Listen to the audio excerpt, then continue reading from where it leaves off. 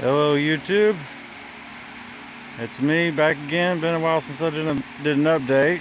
I've been busy working and trying to keep up with everything, and decided I guess today's the day I'm going to give a little update on how the art greenhouse is progressing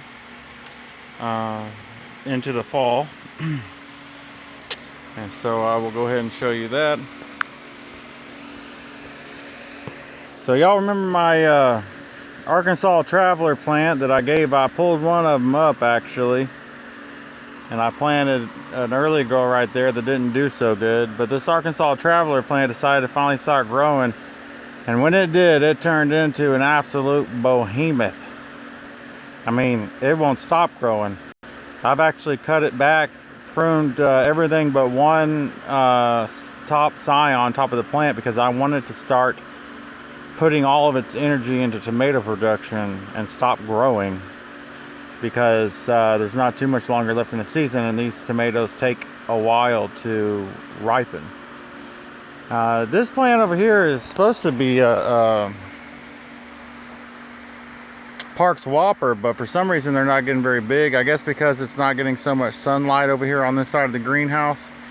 They tend to be smaller, but boy are they good looking, and there's a lot of them on this one. This plant, for some reason, maybe because it's shaded, the flowers pollinated better, but it put out more tomatoes than any other for a big tomato plant variety, or a slicer. They're just not coming out very big. And you can see my plants have been growing in the center column here. I've had some issues with these little flea beetle thingies that suck the juices from the plants. I've been basically cutting off the bottom leaves and just getting rid of them and taking them out of the greenhouse to keep their population under control. These plants are these are early girls here, finally starting to put on some tomatoes in the center. Once they get a little taller, I'll cut the tops off because they need to really start putting their energy all into tomato production to be able to make it you know, by the end of the fall, to give me a good yield. These plants up here up top are really starting to put on some good fruiting up there because the temperatures have cooled off, and so I'm really starting to see some fruiting of the tomatoes again. It really slowed down. I saw a lot of flowers dropping off because of the high temperatures down here in Oklahoma. And you can see I finally got some sun sugars going here. Finally, this plant's really doing fantastic, considering it's doesn't get a lot of sunlight, but the sun sugars and the cherry tomato varieties tend to do pretty well even in low light conditions. Not as great as in maximum sunlight, but pretty well. And now I'm standing underneath the tomato rainforest, and here's my Sweet Cherry 100. That's what this whole area up above me here is all Sweet Cherry 100. And there's actually a couple more in these pots over here. That's a Sweet Cherry 100. That's a sun sugar, and that one over there in the corner, there's two Sweet Cherry 100s over there. That's Sweet Cherry 100. It's growing up, over, and it's kind of hanging down right here. I've picked a lot of the cherry tomatoes off here to sell. This is an early girl here. I cut the top off of because I really only wanted these center ones to grow up top, and that was it, and then put all their energy into fruit production, which is what it's basically doing. I don't know what this is, maybe a phosphorus deficiency here on these leaves. They were really green and beautiful, you know, when the plant was younger, and they kind of turned purplish a little bit, but that's all right. I mean, this plant's already produced all the tomatoes. I've harvested quite a few of them already. There's a ripe one right there. So I'm just not going to mess with trying to feed it or anything. Once it produces these tomatoes, it'll be done for the season, and I'll pull it up and I'll redo that pot there for next year. But next year I'm going to do quite a bit better in here, because I'm going to get started early in the year, and I'll have all my center rows started early in the year. And everything will grow up at the same time instead of the sides already being grown up and blocking the light to the center column. So next year I'll have a much more fantastic production going on in here. And you know, that row over there got planted way late, and this one was the latest. But you can see how this Arkansas Traveler plant did, even though it does get less light over here. I mean, it just, that's one plant there. There is another plant over there in the corner, but it just takes up the corner there.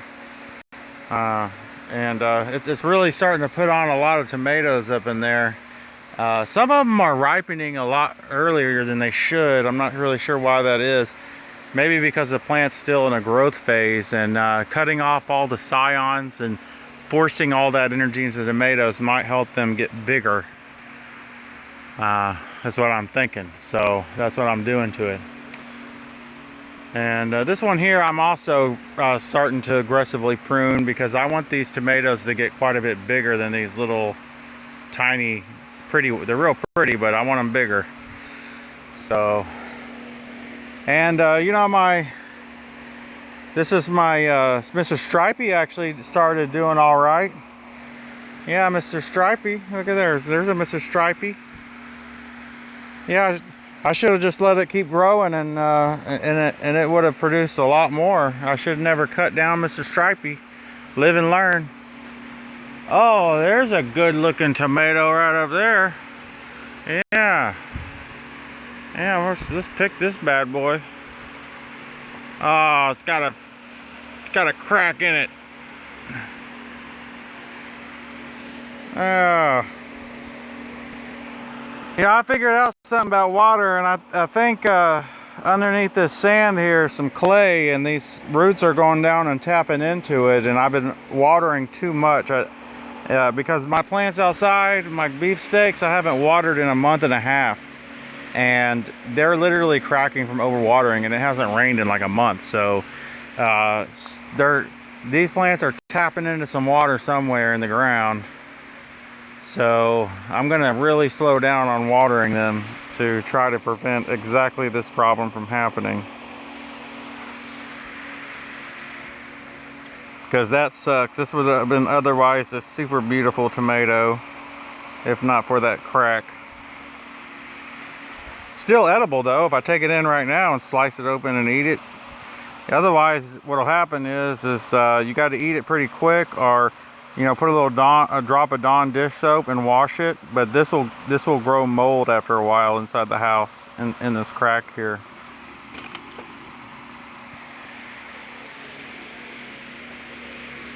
So that's pretty much it. That's pretty much it. Got another Husky Cherry Red. Doing pretty good. I think this one's really gonna produce good. And then a lot more fruit production going on. Like I said, since it cooled off, you can see them up there above my head. Up there hanging down.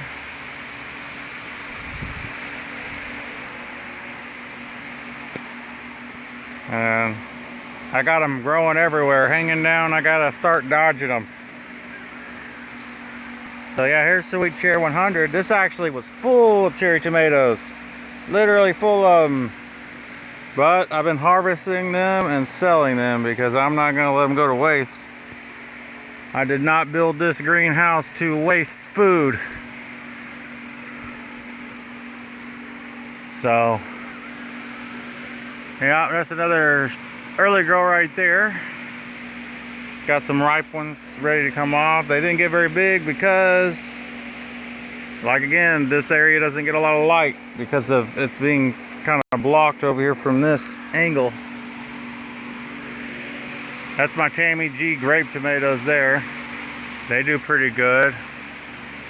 I let it grow up and overhead here. So because these may not make it over here by the end of the season, so that's what I'm doing. And that's another Sweet Cherry 100 up here. As you can see, there's a big, beautiful looking Sweet Cherry 100. And there's a lot more up in there.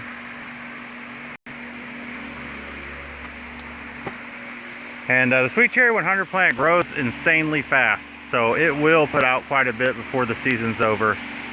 especially a younger plant. It's still young and vigorous, and I've been kind of pruning it a little bit here and there, just because I don't want it to bush too much. I want it to bush a little bit, but not too much, so I can get some decent sized fruits from it. See, so I'm gonna cut that off there. So I don't need it bushing out too much. Pick those suckers off there. So I got this down here I need to do something with. It grew so long, and I'll probably just string it up and let it grow up here or something like this.